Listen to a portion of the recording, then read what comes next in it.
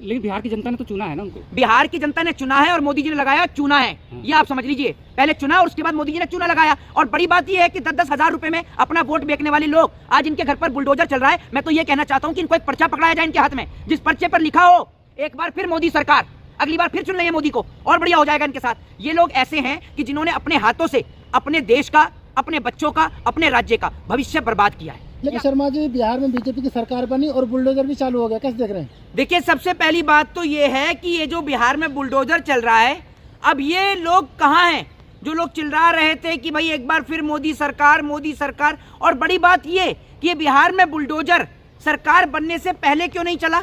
मुझे आप ये बताइए ना, अगर वो इलीगल थे, अतिक्रमण था, तो बिहार में चुनाव से पहले आपको बुलडोजर चलवाना चाहिए था। और बड़ी बात यह है कि जो लोग कल तक कह रहे थे, जो हिंदुओं के नाम पर, हिंदुत्व के नाम पर वोट देकर आए, वो भाजपा के अंदर आज अंधभक्त कहाँ हैं?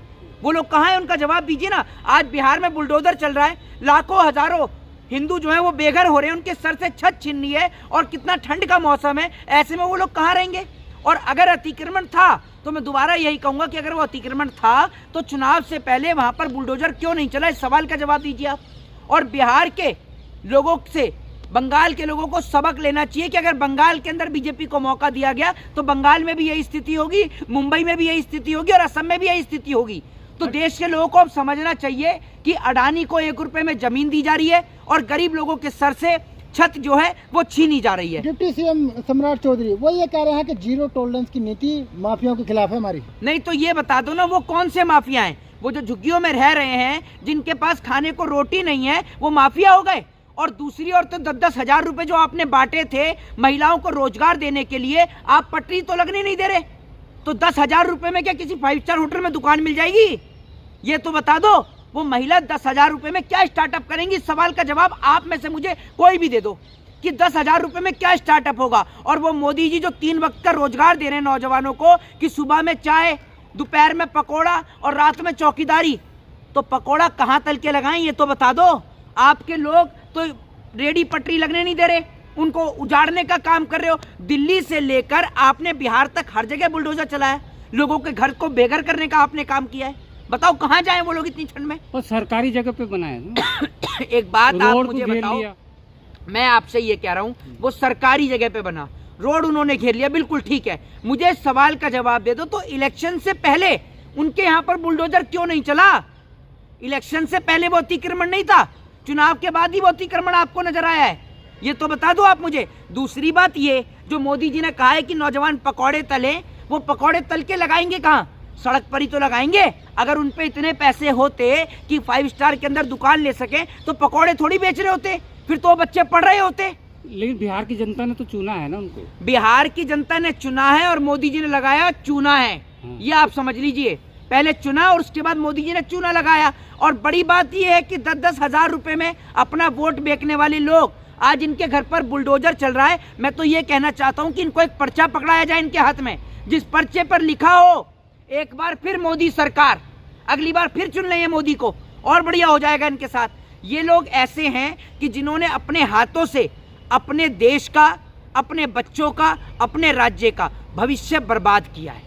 ये आप समझ लीजिए। लेकिन सम्राट चौधरी कह रहे हैं कि अपराध पर बिल्कुल लगाम लगाया जाएगा, जीरो टॉलरेंस की नीति अपनाएंगे। अब नीतीश कुमार की शपथ लेने से पहले ही एक महिला शिक्षिका की गोली मारकर हत्या कर दी जाती है सरेआम उसके भाई के सामने। कहाँ है जीरो टॉलरेंस आपका? और सम्राट चौधरी खुद अपराधी है, वो अपराध पे लगाम लगाएगा। एक गृह मंत्री वो तड़ी पार, वो कहता है मैं अपराध रोकूंगा। एक यहाँ का मुख्यमंत्री जो खुद अपराधी, वो कहता है मैं अपराध रोकूंगा। वो उत्तर प्रदेश का मुख्यमंत्री जो खुद अपराधी, वो कहता है मैं अपराध रोकूंगा। सारे अपराधी कह रहे हैं मैं अपराध रोकूंगा। है मतलब चोरी करने वाले कह रहे हैं कि भैया हम चोरी नहीं करने देंगे। सम्राट चौधरी भी तो गृह मंत्रालय है ना उनका, है बिहार के। तो देश के गृह मंत्री पर भी तो गृह मंत्रालय है। जो गृह मंत्री दिल्ली नहीं संभाल पा रहा, जो गृह मंत्री जिसमें दिल्ली में गृह मंत्री भी रहता है, वो पता ही नहीं चलता। उधर वहां पर क्या कहते हैं 350 किलो वो RDX का पता नहीं चला, अभी यहाँ लाल किले का पता नहीं चला। पता नहीं कर क्या रहे हैं ये सिर्फ ये पता कर लेते हैं कि हम कपड़ों से पहचान लेंगे। अरे पकड़ो ना उन लोगों को जिन्होंने भारत माँ के साथ गद्दारी करी है, क्यों नहीं पकड़े जा रहे वो आपसे? सम्राट चौधरी को जनता ने चुन के भेजा है ना, चुनाव जीत का है, जनता ने चुन के भेजा और ये जनता को चूना लगा रहे हैं। भाई घरों लोगों के सर से छत छीनने का काम कर रहे हैं। और बिहार के लोगों की आवाज आप लोग नहीं एक... चाहते बिहार से क्राइम खत्म हो? आप नहीं चाहते हैं कि बिहार से क्राइम खत्म हो? कैसे होगा बिहार से क्राइम खत्म? लगाम नहीं लगा तो अभी रहे हैं? है लगाम लगा तो रहे हैं? अरे लगाम घोड़े की होती है, क्राइम की कैसे लगाम लगती है जरा ये बता दो। रेपिस्टों को पैरोल दिलवा कर लगाम लगती है क्या है? या अपराधियों को राजनीति में लाके लगाम लगती है? कैसे लगती है लगाम ये बताइए ना। अरे बताइए। अवैध लोग रह रहे हैं ना उसमें, घुसपैठिए भी हैं जो तो बुलडोजर चल रहा है उसमें घुसपैठिए भी है ना। ये मेरे को बता दो, ये घुसपैठिए आ कहाँ से रहे हैं? किसकी सरकार है देश में? किसकी सरकार है? एनडीए की है। एनडीए की सरकार है। एनडीए की सरकार है। पूरे देश में किसकी सरकार है ज्यादातर राज्यों में? प्रधानमंत्री किसकी पार्टी का है? बीजेपी का है ना। तो अगर देश में घुसपैठिए घुस रहे हैं तो उसके लिए जिम्मेदार कौन सी पार्टी है? नेहरू जिम्मेदार है या ट्रंप जिम्मेदार है? कौन जिम्मेदार है? मोदी जिम्मेदार है? आए हुए ना है? पहले से आए हुए तो आपकी भी तो सरकार है 14 से। 14 से अब तक कितने भगा दिया आपने? कितने बांग्लादेशियों को, जैसे हमारे देश के नागरिकों के पैर में जंजीर बांधकर, बेड़ियां बांधकर उनको अमेरिका से यहाँ डिपोर्ट किया गया, आपने कितने घुसपैठियों के पैर में जंजीर बांधकर उनको बांग्लादेश या उनके राज्य छोड़ा है, देश छोड़ा है? तो कर रहे हैं ना अब डिटेंशन। आपने देखा नहीं बंगाल में भगदड़ मच गई है, रोहिंग्याओं में भगदड़ मच गई, बांग्लादेश भाग रहे हैं बंगाल में। आप देख के आए हो बंगाल जाके? तमाम मीडिया चैनल में चल रहा है। मीडिया तो अगर ये उठाकर गोबर को आपको ये कहते च्यवनप्राश से तो खा जाओगे हैं? मीडिया ने तो अच्छे खासे इंसान को, उस वक्त में धर्मेंद्र जी जिंदा थे, उन बेचारों को मृत घोषित कर दिया। उस मीडिया पे भरोसा करोगे जो मीडिया झूठी खबरें फैलाता है फिर हाथ जोड़ के माफी मांगता है? उस पर भरोसा करोगे?